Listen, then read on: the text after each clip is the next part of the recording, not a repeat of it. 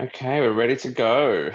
Cool. Good morning, everyone, at least in the United States or in this time zone, and welcome to this virtual panel on LGBTQ issues in the Middle East. I'm Anton Issa, a fellow here at the Middle East Institute. This is a panel in the coronavirus era, and I think one of the great benefits of doing this virtually is that our audience, all of you, are geographically agnostic, and anyone can tune in from anywhere, which I think is a great thing, but so too can our panelists, all three of whom are not in the United States. In Beirut, we have Rasha Yunus, who's a researcher on LGBT issues at Human Rights Watch. Also in Beirut, we have Rula Serayir, executive member of Accessible Feminist Knowledge. And in Sweden, we have Amir Ashur, a founder and executive director of Iraq Queer. A bit of stage setting before we begin. I'm hoping we can split this conversation into two parts: a pre-coronavirus look at LGBT issues in the region, and then a discussion about what might change as a result of the pandemic. At around 22, I'll open it up to Q&A. You can submit your questions at any time throughout the discussion using Zoom's Q&A feature on the bottom right.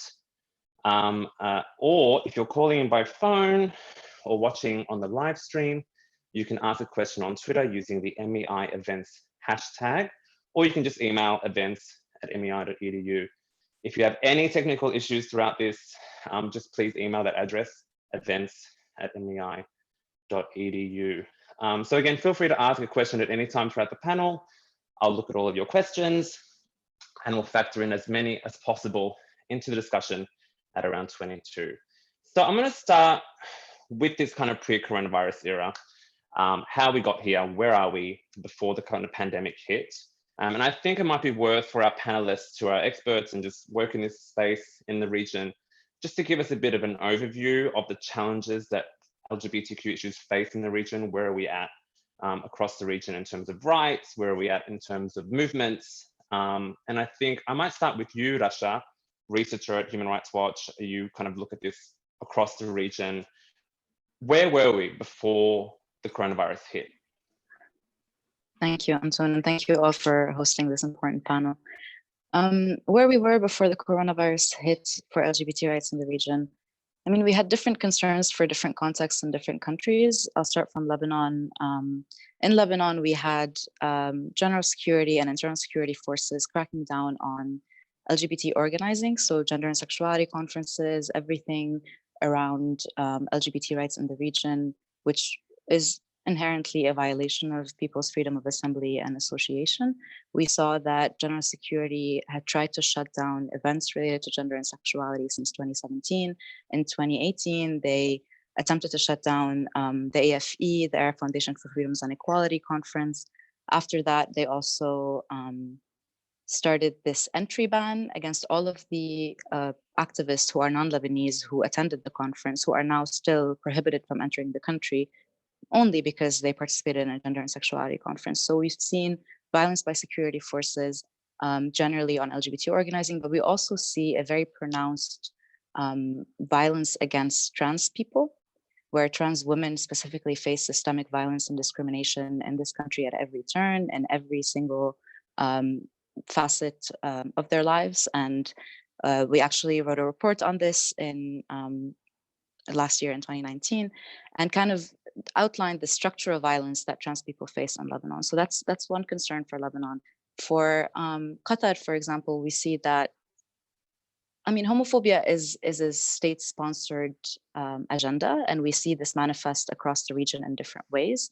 In Qatar, we see that sexuality in general is very much censored and very, very much silenced, and homosexuality specifically in same-sex relations are taboo to the extent that people can't even speak out, and civil society is so silenced that we don't see people are able to congregate and organize around their rights around gender and sexuality. In Egypt, we see, I mean, just a slew of violations, detention, arbitrary detention, entrapment through social media apps. We see people being tortured in detention without any access to legal recourse. Those are our main concerns. I mean, I can go on and on about different countries in the region, but generally it was a pretty dismal environment for LGBT rights around the region in different ways. Yeah, and I think, I think none of us in the audience are kind of surprised that, these kind of challenges are what kind of are real in the region.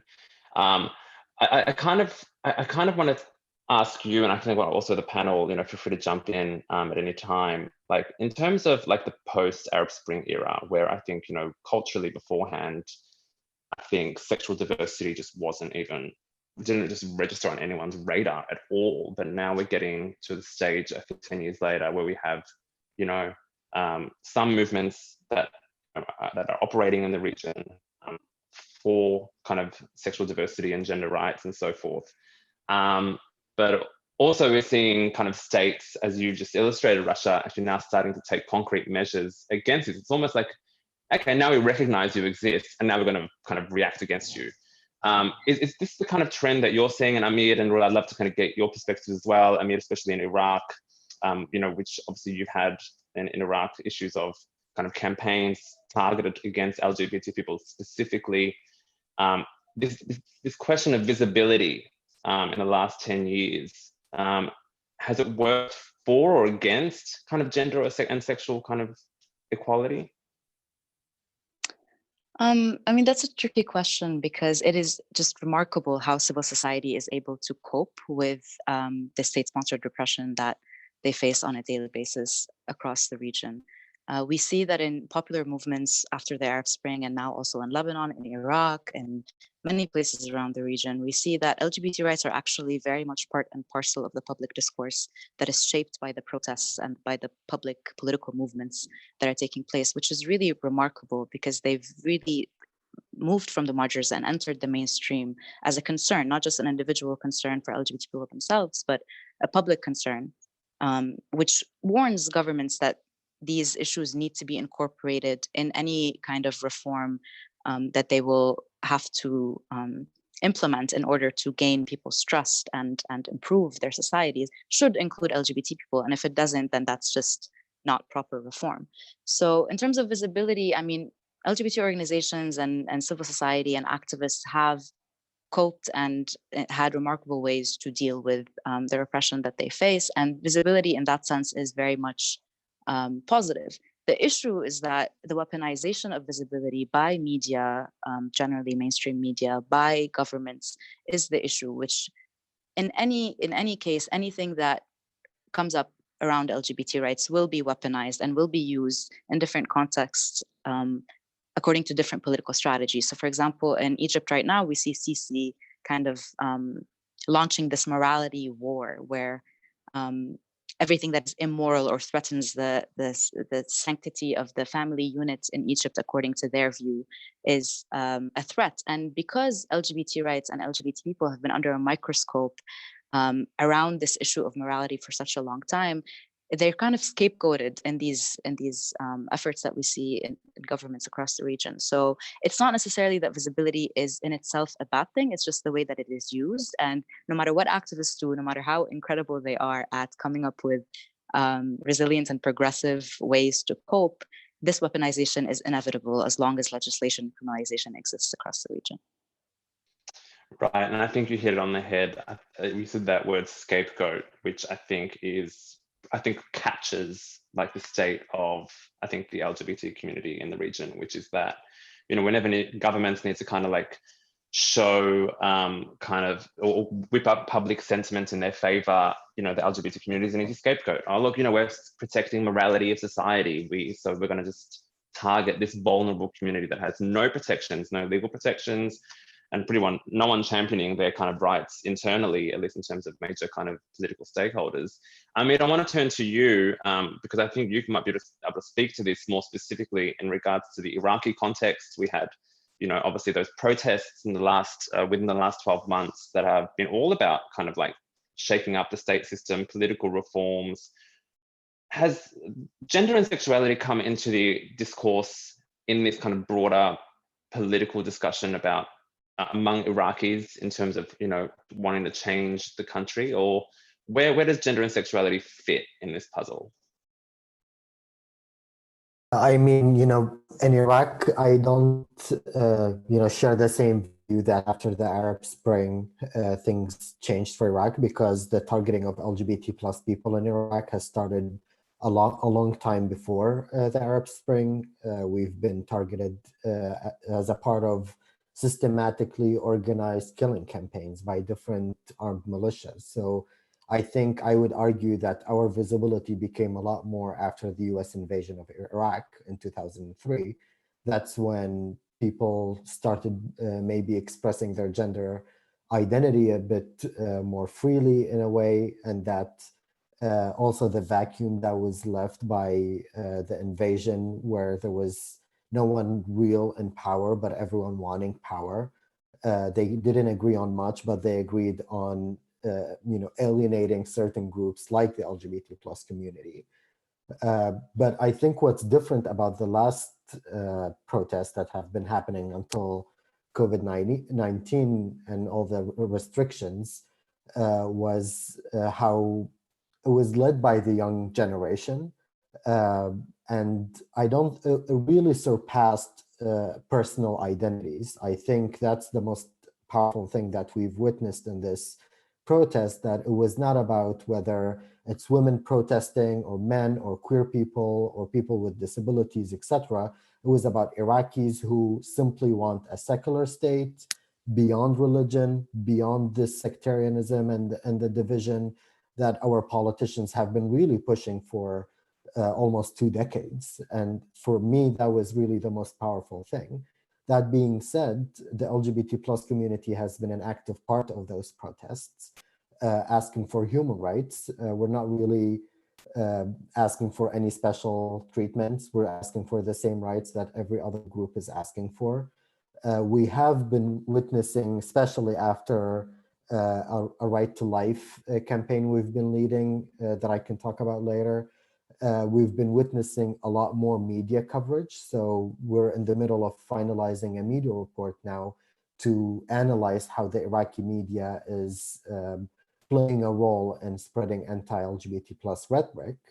And we've witnessed that half of the coverage in the last 5 years has happened in March 2020. And that's a huge jump from almost no coverage 10 years ago to half of it happening only last month. And I think a part of that is because of the protests and people asking for different human rights, a lot of men, women, everyone else asking for human rights. And it's a part of the media's strategy to discredit the movement in a way by associating it with LGBT plus people and people who are outsiders to our society. That's how they would label it. So that definitely gave a lot more visibility to queer people in Iraq, but at the same time, it's definitely a part of the direct campaign we've been doing, targeting the LGBT plus people's right to life and trying to hold the government accountable, and that attracted their attention too. There is definitely a lot more visibility, I think, in the last 3 months, especially the last month. Right, and it's interesting to hear, because I think both Rasha and Amir, you've both kind of spoken about I think gender and sexuality and LGBT rights being kind of like now a cornerstone of broader kind of grassroots initiatives to try and push for either secular reforms, more kind of rights-based reforms legally in different kind of Arab states. It's kind of like the social revolution from underneath that kind of has never really stopped since the Arab Spring, right? Like I think the Arab Spring opened Pandora's box.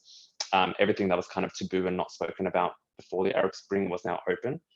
And we're seeing all these kind of new things emerge, whether it's LGBT rights, whether it's, but it's all kind of combined in this kind of coalition, so to speak, towards greater kind of political reforms and legal reforms for everyone.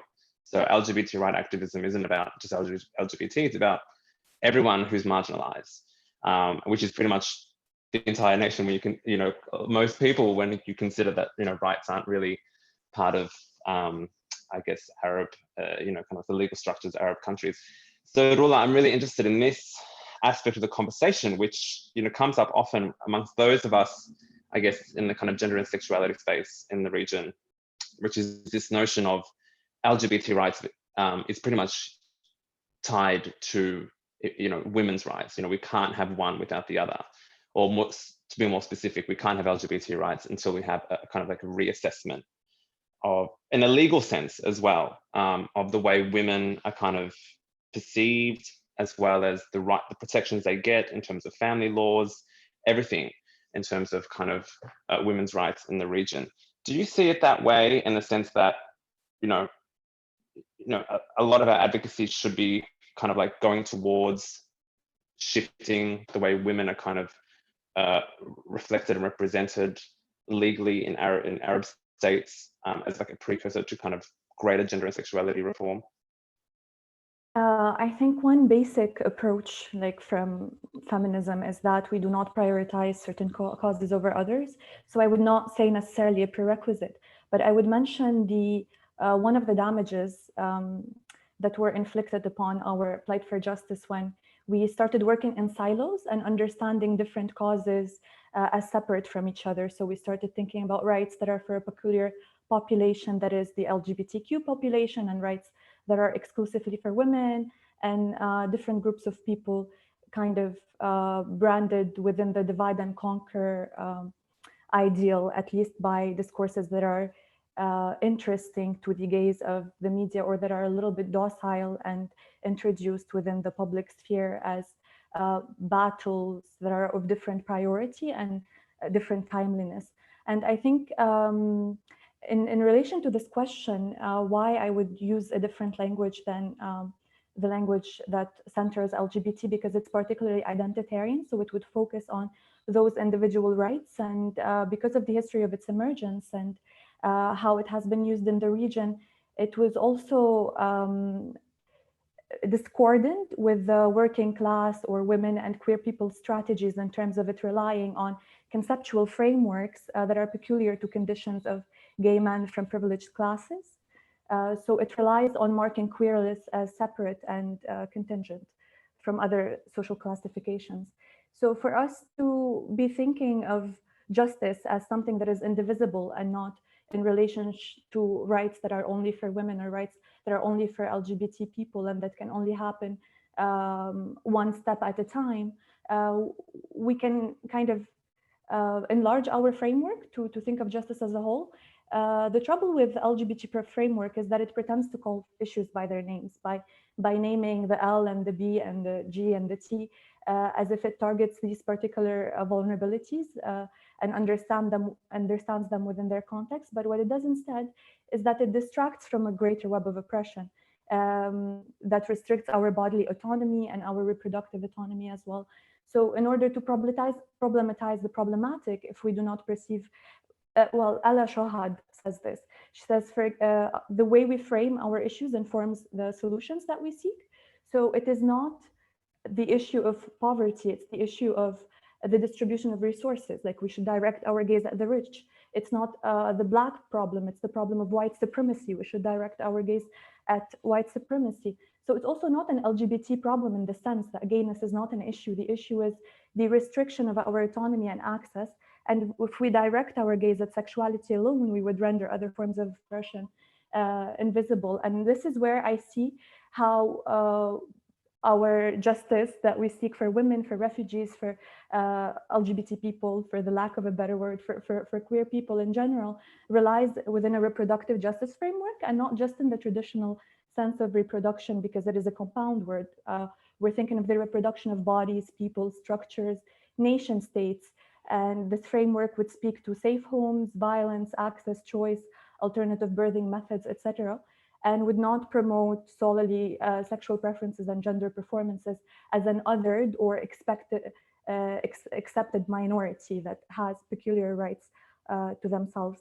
So if we think of what is the superstructure that is oppressing us all together as people who fall under compound vulnerabilities, and people who are not necessarily allowed queer ambiguity, we would think of the structures that we challenge by our queerness by being in the public sphere, in the intimate private sphere.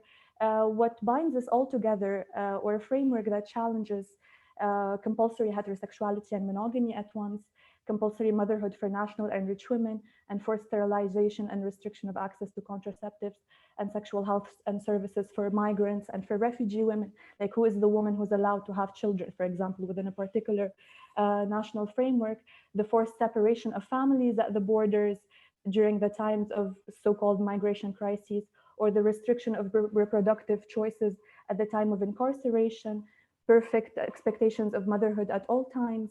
All of this would be nicely brought together within a reproductive justice framework.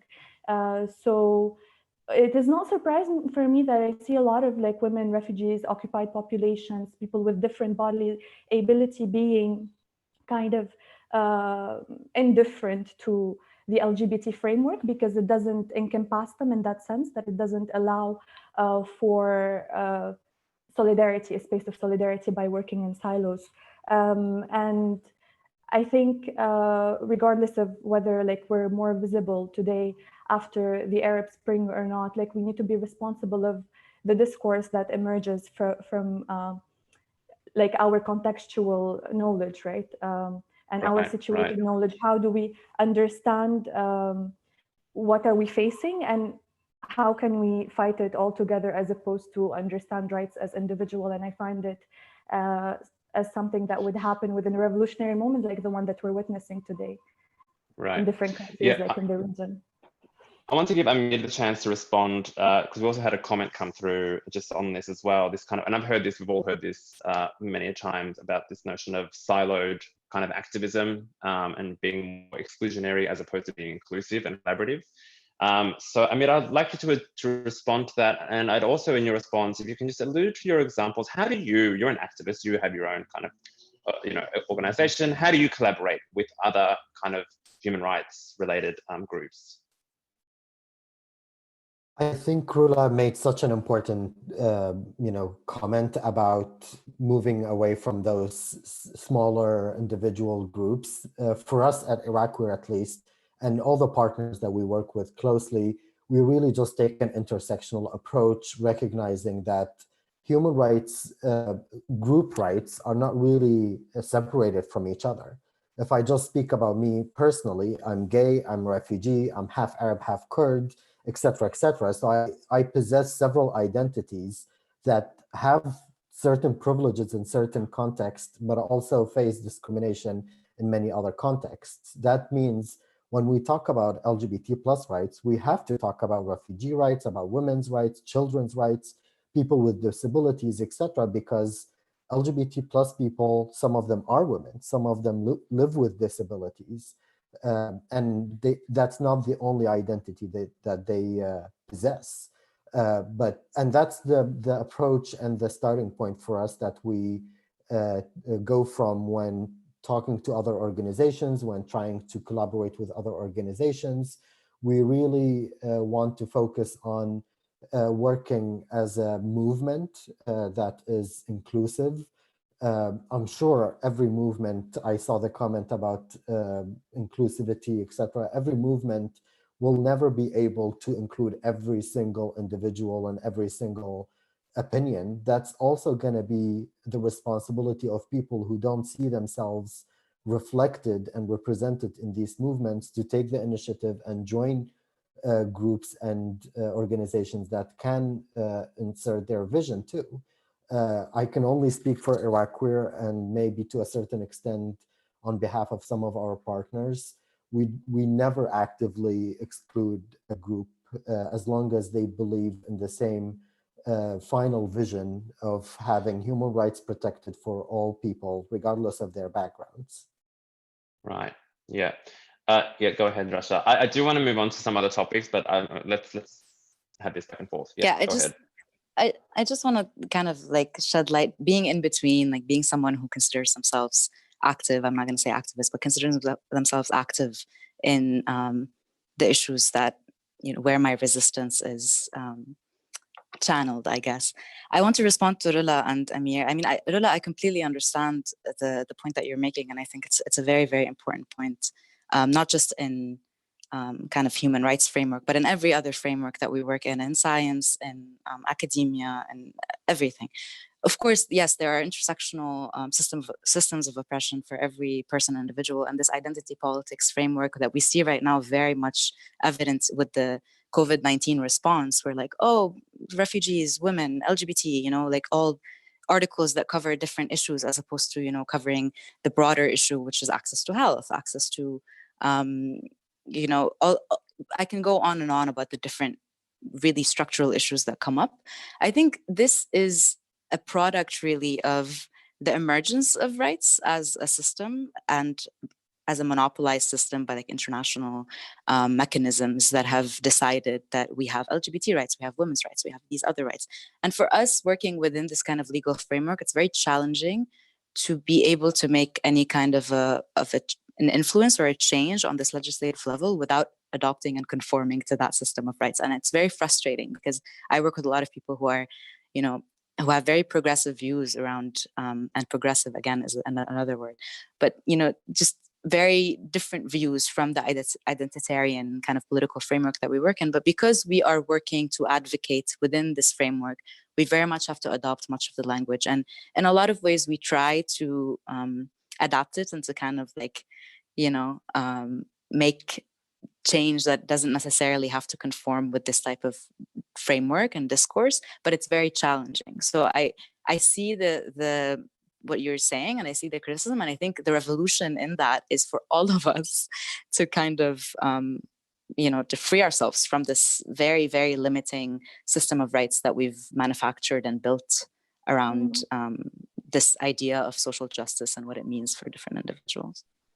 Just that. I would like to respond to that also with another example. So just building on what you're saying, for example, a humanitarian assistance or like humanitarian relief, like the way that we work within particular contexts dictates the language that we use and dictates the framework that we're trying to find a solution through.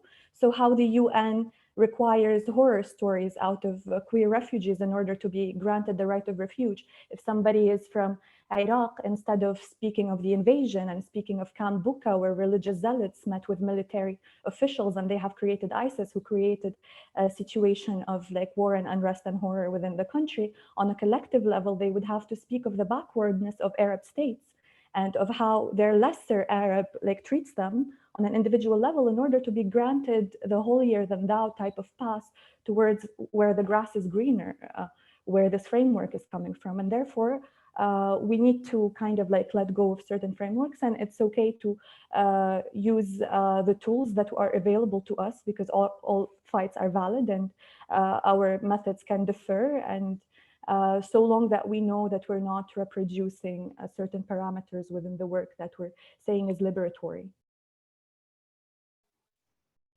Interesting. I'm enjoying just being an observer to this conversation, but I just remembered I have to moderate. So more questions.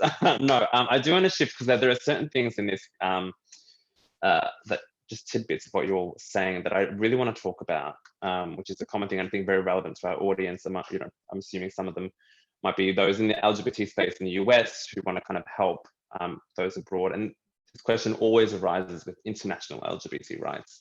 And so I want to have this conversation in the kind of Middle East context. This notion of kind of, contextualizing rights to the region, that I'm really familiar with kind of like the notion of African feminism versus Western feminism. Is it the same with the LGBT landscape, especially in the region? Like we do have, when I think about the kind of hammam culture, which has been going on for 2,000 years, for me, that's like some kind of like tolerance of kind of same-sex activity in the region that's kind of organic and it comes from the region.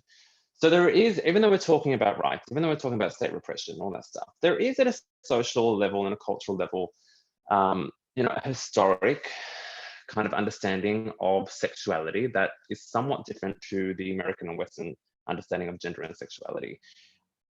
And Rasha, I'd like to start with you because you work obviously for an international human rights organization, but you are based in Beirut, and you do work in kind of, grassroots gender and sexuality issues.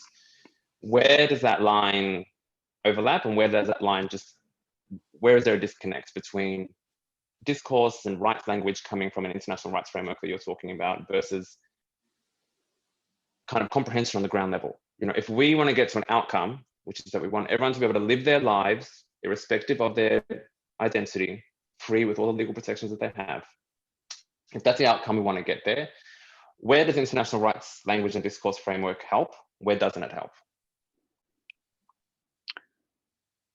I mean, colonialism is one word that comes out of this, but also, I mean, colonialism in the sense that, you know, this naming of a category of people based on their sexual orientation or who they love or who they like to sleep with is very much a Western, you know, imposition, and very much came with this divide and conquer kind of mechanism that Ola was discussing earlier. I think one thing that stands out is this like outing or being out, you know, discourse that is just makes me very uncomfortable, and I think makes a lot of us very uncomfortable in the region, of this like need to be out and proud and, you know, tell your story and live your life.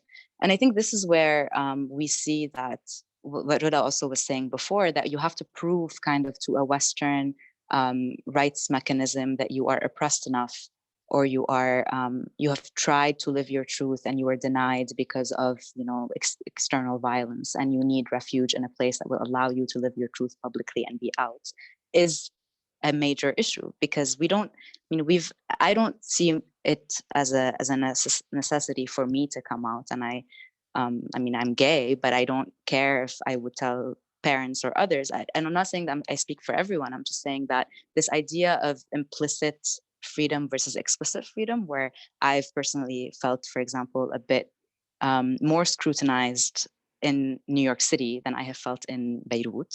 Not to say that, I mean, that also depends on my positionality as a person who has a certain class privilege and a person who doesn't live with her family. But at the same time, I just think that this discourse that kind of gets channeled into the region as kind of a legitimacy test of rights and of movements, of like, are you out? Are you congregating? Are you speaking to media? Are you public about this for it to be legitimate from a Western lens, is a major issue. That's just one example, but it can, I mean, homosexuality and love and same-sex love have existed since the beginning of time around the world and in the region. And the impositions that were created by the West and kind of weaponized by governments and others in the region as a political strategy, we still see the remnants and the consequences of that today for people's personal lives and for their kind of access to systems of justice and livelihood.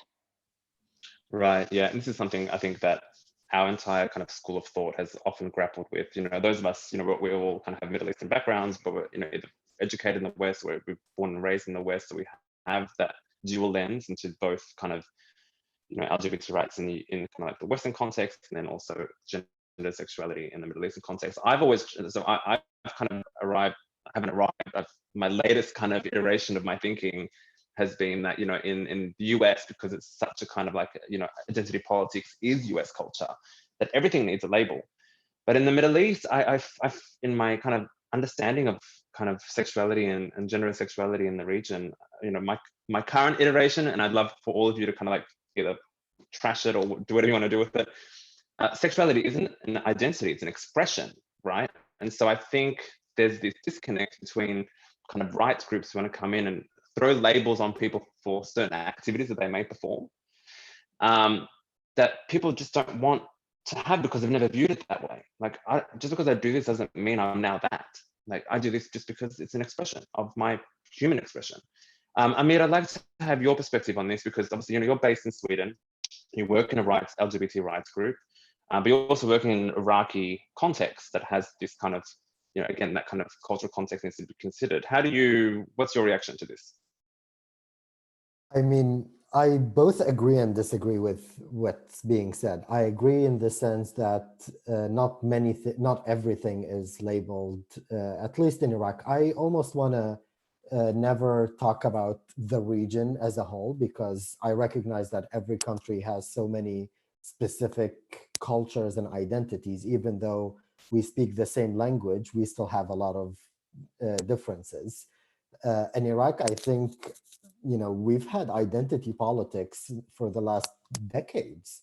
And not only after the US invasion, Saddam was practicing all kinds of identity politics and all kinds of targeting people based on all kinds of identities.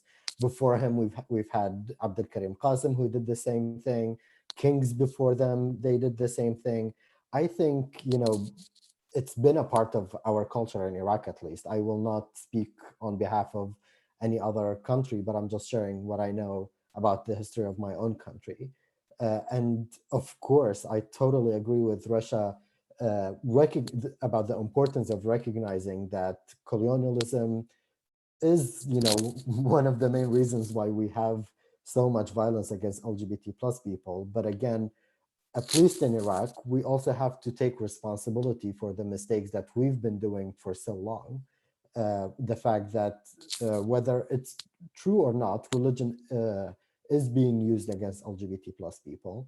Whether it's true or not, traditions and values of families and tribes that have a head of family and a tribal leader are targeting LGBT plus people. And that's not only because of colonialism, that is a part of our culture that's being practiced, our current culture. It's not the only part, but it's definitely a dominant part when it comes to LGBT plus people. And it's very difficult for me to say these things, because no one wants to have a reality like that. But the violence that's happening against LGBT plus people in Iraq is extremely aggressive. It's extremely targeted. And whether it's an expression or an identity, people there don't care. A lot of men have actually been killed because they wear purple jeans. They're straight, at least publicly. They have several kids, but they've been killed because of their gender expression, assuming that it's an identity. But at the same time, men who identify as queer, who might have a more masculine gender expression, are in a way safer than men, regardless of their sexual orientation, who have a more feminine gender expression. So there are so many different things that work. I think that's why at Iraq, we've decided that of course, we want to learn and work with every movement in every single country that is Iraq's neighbor or the furthest country from Iraq. But at the same time, we need to recognize the specific situation in Iraq that, in Jordan, they don't have the same sectarian violence that we have in Iraq. In Iraq, we have a bit more space than people in Saudi Arabia have. And that does dictate the way you lead a movement, whether we like it or not. Great. We're at 22 and some questions have come in, and I want to try and get to as many as we can. I'll start off with a question from Michael Myers, which is something we wanted to talk about, but the conversation just took its own course, which is fine. How will the pandemic affect any progress that has been made with LGBTQ rights as governments exert more authoritarian power over their people? Amit, I'll start with you because you deal with a real case in Iraq. How do you respond to that? Before March, we've made a lot of progress in terms of LGBT plus people's right to life. So in Iraq's last submission to the ICCPR, a UN treaty, they explicitly mentioned that the right to life is protected in Iraq for all people, regardless of their sexual orientation. And that was one of the first time, if not the first time, where Iraq is explicitly expressing support in any way to LGBT plus people. And that was a direct result of a whole campaign we've done around the right to life and just the importance of highlighting the fact that the right to life is even protected by religions, including Islam, which is the dominant religion in Iraq. And we've given a statement at the Human Rights Council. But now after COVID, we're forced to really focus on the very basic needs of LGBT plus people. So the shift is happening from going from focusing on political advocacy and building on whatever momentum we had in February to really focusing on providing safe housing to LGBT plus people who are in Iraq, who are forced to quarantine with either abusive families or are forced to quarantine in the temporary shelter that they've had before the lockdown started, where they cannot leave now, but the host is threatening them by threatening to out them if they don't leave the house, but they're legally not allowed even to leave the house. So the needs are really now just focused on the very basic needs, including safe housing, medical services. We've received a lot of emails talking about how they have an STI, a sexually transmitted infection, and they have corona, but they cannot go to the doctor because the STI that they have might out them in a way and might imply that they have a certain sexual orientation. So for us in Iraq, I think the need shifted from more structural to very basic on the ground need of daily life for LGBT plus people. Great. Rula, Rasha, anything to add to kind of like the pandemic, the effects of COVID on kind of like LGBTQ? Sure. I think what's happening is that the governments in general are trying to tighten their grip over power and make as much power grabs as they can. And they might do that quite successfully with the absence of the right of assembly due to the emergency states that were imposed. People are no longer able to meet in groups of people due to the public health concern, but also some organizers would be faced with a decision whether to kind of like cancel out events in order not to be blamed for the spread of the virus in case somebody would contract it and it would be traced back to them. And we wouldn't know for a fact that that government would try to use any type of excuse in order to crush down certain movements that are happening. Another thing is in terms of isolation, not everyone can afford it. And the way COVID-19 has affected multiple vulnerable communities that rely for their livelihood on being part of the community is that they do no longer have access to networks that would keep them safe or that would provide them with livelihoods, or shelters are no longer taking in people, whether trans people or people who are facing domestic violence out of fear of the increased outbreak because they're not well prepared structurally for quarantine.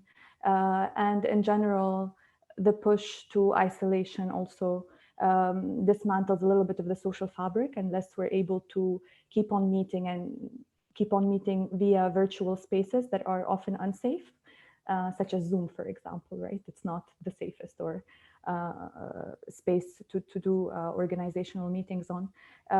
So it would definitely kind of slow down the pace by which people can work and push us towards a discourse that we're not fond of in terms of humanitarian relief and assistance, things that are rapid, that could have immediate effect, but we're also thinking of the long-term ways to challenge the structure that have put us at this vulnerability to begin with prior to the COVID-19, because situations of precarity have existed and situation of emergency have existed way prior to the government announcing it as such. Mm-hmm. We've got a few questions on kind of specific regions, and I'll pass that to you, Rasha. And I'm going to bundle these questions together. So we're getting questions on if you can maybe give us kind of an update or speak to the state of LGBT issues in the Gulf region, as well as in Libya, and as well as in Morocco, or just do the Maghreb and the Gulf. In Morocco, the specific question was in regards to a current campaign by Sophia, a Moroccan trans woman living in Turkey, who's launched a campaign hunting gay men using dating applications. So if you can just give us an update or speak to kind of LGBT rights at the moment and issues in those three regions, that'd be good. Yeah, thank you. Just to answer the question about Morocco, we are working on this issue. We're monitoring very closely, and we are going to issue a statement on this this week. In Morocco, I mean, the situation is extremely dangerous, and it just speaks to the fact that, I mean, homophobia is present in societies, and it's a very dangerous phenomenon, but it is state-sponsored homophobia that is the real issue. It's because people who have homophobic motives, or who feel entitled to forcibly out someone who is using a dating app, or incite violence against them, just feels like the law is on their side. They can't, there's no accountability. There's nothing to protect people in Morocco from discrimination. And there's criminalization, which gives people this feeling of empowerment to kind of attack something in the name of the public good or public safety or whatever it is. So the onus is really on the government to be able to, first of all, stop this kind of incitement and protect people from this kind of discrimination. I mean, if LGBT people right now are expelled from their homes, or face any type of violence in the streets or denial of any services because of this outing campaign, they cannot go to a police station and report an abuse because they will not get anywhere. And that's the real issue. Where's the accountability for individuals who are already marginalized socially to be able to access any kind of systems of protection? So it's a really alarming trend, and we're definitely addressing it. In terms of Libya and the Gulf, the real issue there, I mean, in every single country, everywhere around the world, people congregate, people organize, and people fight. There's resistance wherever there's hegemony, wherever there is violence. The issue is that the quelling of this kind of resistance that we see in the Gulf, in countries like, Qatar, Kuwait, Saudi, just makes it that these groups and these individuals have to operate very much underground and can't get their voices heard, and can't get international media attention, which is really important in this day and age, to kind of, first of all, speak out of what they're going through, and kind of get any kind of protection or international assistance or solidarity in their struggle. So, I mean, organizations and activists and individuals that kind of champion gender and sexuality rights in general, and this framework very much exist, are very much working, very active underground, despite all of the measures that we see taken in different countries. But for example, in Saudi Arabia, when an organization tried to just create an online platform to speak about these issues, they received so many death threats and so many also government motivated death threats that they'd had to flee the country and seek asylum. And even when they sought asylum, they still faced death threats. So we just see that LGBT people and just people who are marginalized in these systems of power in general just are silently hit by so many forms of injustice, and they don't have the platforms to share these struggles in a way that will grant them any kind of protection from the international community. So I mean, the problems persist in Qatar, in Saudi, in every country around the Gulf. It's the space for expression and the space for kind of speaking out is non-existent, and that's the kind of core issue that gets translated across a different versions of people's struggles that we see. Right. In Libya, also a very similar situation, and also kind of sidelining this LGBT rights discourse that we see everywhere, even in Lebanon and Iraq, that this is not the time to talk about these issues. We're dealing with quote unquote real issues. We're dealing with war. We're dealing with, people are dying, as if, these issues are separate from each other, which kind of, again, gets weaponized and reproduced in a way that quells any kind of platform that these individuals would like to create to express themselves.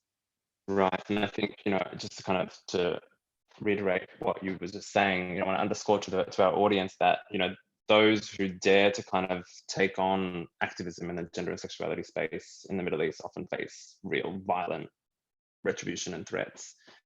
So they take it under incredible risk to themselves and to their families as well, doing this kind of work. And I also kind of want to touch on something that you just mentioned, which relates to something we said earlier, which is that, this kind of, gender and sexuality isn't something we need to talk about right now because we've got wars, we've got ethnic violence, we've got ISIS, yada, yada, yada, but they're all related, right? If we want to have shifts in society, if we want to have political reforms, we have to have conversations about gender. We have to have conversations about society and what freedoms and liberties actually mean for people on the ground. And that conversation often starts with looking at the family and the household, looking at the role of the woman in the household. And that's where these kind of religious issues are kind of interconnected and interrelated. I think that's very important for our policy audience to kind of understand that when we're talking about security issues in the region, we can't just talk about it in the sense of, the traditional military and hard power. We have to start talking about it in these other kind of dynamics, which include gender and sexuality, if we really want to have substantial, meaningful kind of reform and development in the region. I want to have, there's one more question. How have we gone for time? We've got 10 minutes. We've got time for some more questions. A question on, which I think is relevant to all three of you. So feel free to just jump in and answer. With well-known LGBTQ organizations in countries like Tunisia, Morocco, Iraq, and Lebanon, are experts or activists yourselves seeing cross-national coordination in attempts to expand domestic rights in each country, or are organizations working with one another to change international parameters, or are they, I think what I was trying to get at is, are you guys collaborating across borders, or are you guys just so absorbed by your kind of domestic climates that you just don't have the chance to collaborate, even though you're dealing with the same issues? We definitely work with partners. I think that's honestly probably the most important thing that we do that allows us to exist. So it started in the beginning by working with Iraqi organizations that work in feminist spaces, women's rights organizations, etc., which really allowed us to exist as LGBT plus people. And now that we have, specific groups focused on LGBT plus people, we're building these partnerships, we're playing different roles, and that definitely also extend beyond just Iraq. We work with organizations throughout the MENA region. We work with organizations internationally.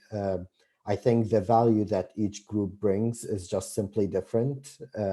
No international organization can ever replace a local organization that really knows what's happening on the ground.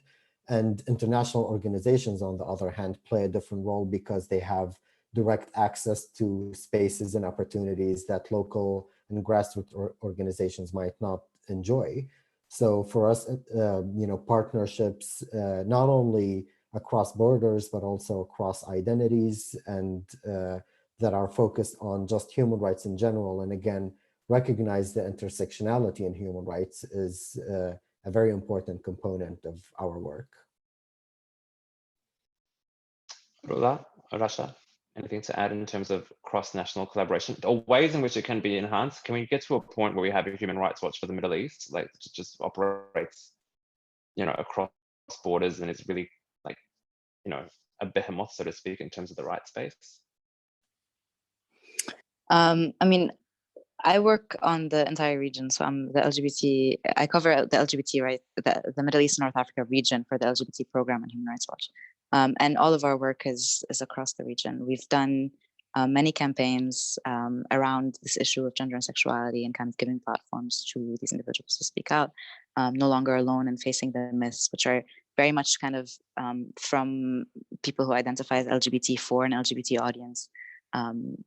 Just for solidarity, for people to share their strategies and how they cope and resist the state-sponsored oppression that they face all the time. And my work specifically is to kind of look at the rights discourse around the entire region and not just limited to one country. So yeah, there's a lot of intersection, and I think also activists across the region really learn from each other and are very good at communicating in conferences and kind of different mediums that they create for themselves, for example, to look at the different issues that they're facing and how they've worked in other contexts and how they could work in this context. We've seen this also with the revolutions across the region, that people do share ideas about what's worked, lessons learned from our struggle. Does this work in Lebanon? Does this not? If this worked in Tunis, would it work elsewhere? So we do see definitely, especially in the kind of silo of LGBT movements, we see a lot of coordination, a lot of collaboration between people. Right. We've got 5 minutes left, and I'm going to reserve the final question to myself, and I want each of you to answer. In terms of kind of like the setting for LGBT rights in the world, a lot of the funding support comes from the United States, comes from Europe. We're a think tank in DC. We work in this space. What would you kind of say? I spoke just before briefly about the need to kind of start trying to kind of convince those, or at least get gender and sexuality more included into kind of policy discussions when it comes to relations with the Middle East. A lot of the countries we mentioned are very close US allies. So I'd love to kind of get your thoughts, what can kind of, LGBT activists in, the US, in Europe, who have, who are quite well organized and well oiled and well funded and want to help such as those in the Middle East, what can they do to kind of help the cause? And Rasha, we'll start with you and go around. I think, first and foremost, get to know the different contextual, intersectional webs of discrimination that people are facing in each context specifically, and not kind of channel or reproduce the same struggles that they feel that they might face in their context onto, people in the region. Because we see that a lot of targeted funding, for example, for organizations and for movements, has a specific predetermined theme of like, oh, we want to, speak about women human rights defenders in this context according to this set of criteria. And that might not apply to the context itself. So I think the first step would be to listen to what people actually need funding with. For example, across the region, there are rarely any spaces and any organizations and any movements that help trans people specifically. Not just help trans people in terms of protect trans people, but also allow trans people to organize and congregate in a space that is funded, in a space that is led by them. And this is a huge gap across the region. And we don't see funding from the US or Europe channeled towards the specific issue. And when organizations do apply, a lot of the time they focus on LBQ issues and they don't focus on T issues. So it's just a major issue that we see. It's, instead of kind of just monitoring what you think is important for a specific group in a specific region, do listen to them, do cater to what their urgent needs are and their livelihoods. Yeah. Right. 2 minutes left, 1 minute each. Amir and Rullah, go ahead. I'll go first. So one thing I can think about, maybe not specifically for funders, but for activists, working towards economic justice on an international, transnational level means also alleviating sanctions or working towards that particular violence that is exercised on countries of the global south because of discourse that brands its populations as backwards, as populations that need the US to come in and install democracy, etc. And that feeds into penalties that are often economic penalties. And when a country is struggling with debt from colonialism, and then it is hit with COVID-19, and it's hit with different things, people no longer can access proper livelihood. So that's one axis of activism that can happen. Another thing is also to do humanitarian assistance, but also not be bound by the framework of the emergency. I can bring an example of trans refugees in Lebanon. They have been coming here historically, whether it has been the so-called migration crisis or refugee crisis or not.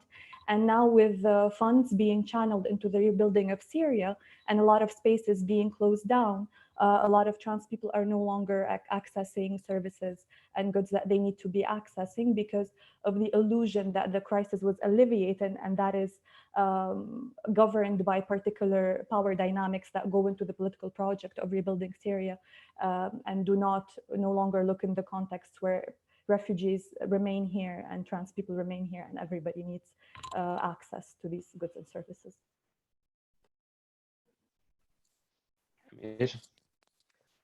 I think, it's really important for all international organizations to not make decisions and to listen to the activists on the ground, because people, and even activists, need to listen to the community that they represent themselves, because they are the people who have those needs, and they are the people that we try to support and provide them with the needs that they have.